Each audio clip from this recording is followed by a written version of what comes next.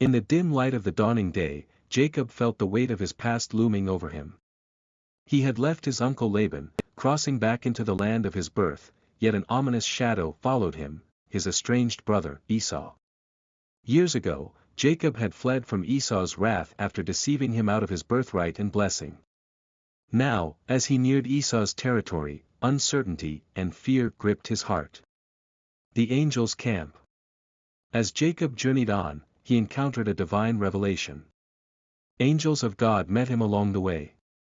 Awestruck by their presence, Jacob declared, "This is God's camp," and named the place Mahanaim, Genesis 32 verses 1-2. Knowing that a confrontation with Esau was inevitable, Jacob sent messengers ahead to convey a message of peace. He instructed them to tell Esau, "Your servant Jacob says, I have been staying with Laban and have remained there until now. I have cattle and donkeys, sheep and goats, male and female servants.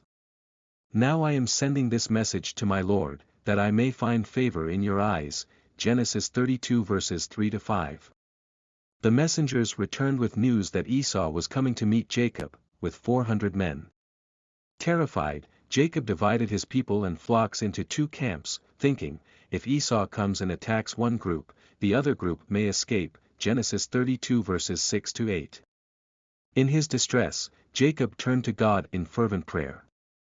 He reminded God of his promise, "O God of my father Abraham, God of my father Isaac, Lord, you who said to me, 'Go back to your country and your relatives, and I will make you prosper,' I am unworthy of all the kindness and faithfulness you have shown your servant," Genesis 32 verses 9-10.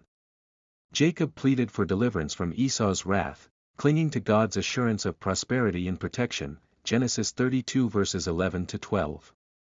As night fell, Jacob sent his family and possessions across the Jabbok River. Left alone, a mysterious figure appeared and wrestled with him until daybreak. This was no ordinary struggle, Jacob soon realized he was wrestling with God himself, or perhaps an angel of the Lord. In the intensity of the struggle, the man touched Jacob's hip, dislocating it, yet Jacob refused to let go until he received a blessing, Genesis 32 verses 22-26. The man said, "Your name will no longer be Jacob, but Israel, because you have struggled with God and with humans and have overcome," Genesis 32 verse 28. Jacob named the place Peniel, saying, "It is because I saw God face to face, and yet my life was spared," Genesis 32 verse 30. As the sun rose, Jacob crossed over Peniel, limping because of his hip. This limp would serve as a lasting reminder of his encounter with God.